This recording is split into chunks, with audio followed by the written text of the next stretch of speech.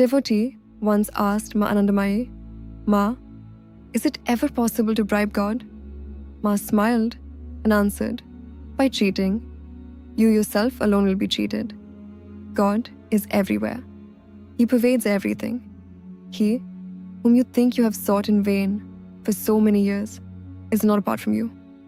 Just as a man cannot be without bones, blood, flesh, and skin, so the one is present everywhere, at all times, interwoven with everything that exists.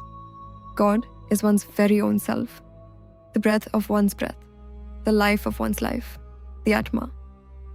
Not until his true self has been revealed to him may a seeker ever relax his search. By seeking, one will find the self is within one's own grasp. To feel fatigued, exhausted, because one has not found him, is a very good sign indeed.